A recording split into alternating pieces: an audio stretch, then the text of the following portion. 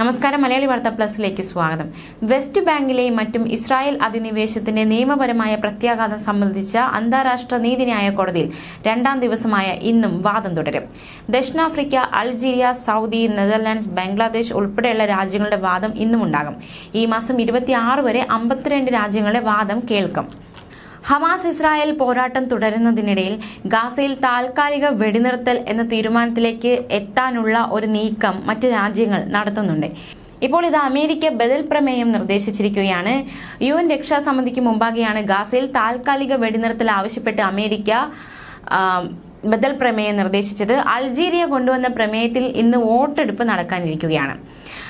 എന്തായാലും അതിനിടയിലാണ് അമേരിക്കയുടെ ഈ ബദൽ പ്രമേയം നീക്കമെന്നതും ശ്രദ്ധേയമായ കാര്യമാണ്.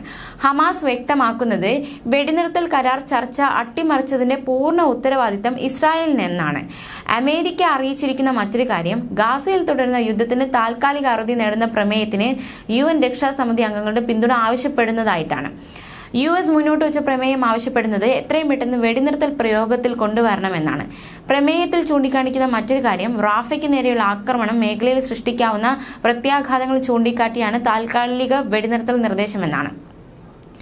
അൾജീരിയ അവതരിപ്പിച്ച വെടിനിർത്തൽ പ്രമേയത്തിൽ ഇന്ന് രാത്രി നടക്കുന്ന വോട്ടെടുപ്പിൽ വീറ്റോ പ്രയോഗിക്കുമെന്ന് അമേരിക്ക മുന്നറിയിപ്പ് നൽകി.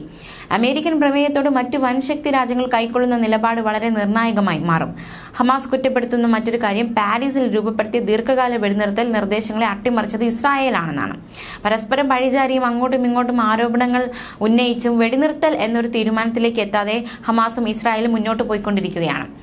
ആക്രമണം അവസാനിപ്പിക്കുക, ഗാസയിലേക്ക് കൂടുതൽ സഹായം ഉറപ്പാക്കുക, ബന്ദികൾക്ക് പകരം ഫലസ്തീൻ തടവുകാരെ വിട്ടയക്കുക എന്നീ ഉപാധികളിൽ നിന്ന് പിറകോട്ടില്ല എന്ന് ഹമാസ് വ്യക്തമാക്കുന്നു.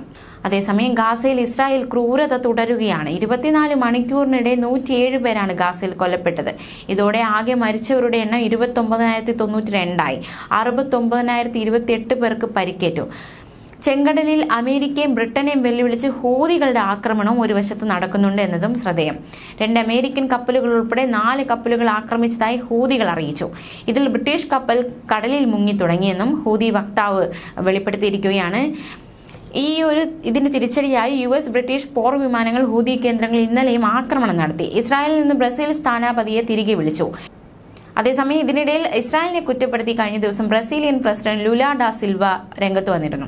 ഇസ്രായേൽ ഫലസ്തീൻ ജനതയ്ക്കെതിരെ തുടരുന്നത് വംശഹത്യയാണെന്നും ഹിറ്റ്ലറുടെ ഹോളോകോസ്റ്റിന് തുല്യമാണിതെന്നും ബ്രസീലിയൻ പ്രസിഡന്റ് കുറ്റപ്പെടുത്തിയിരുന്നു.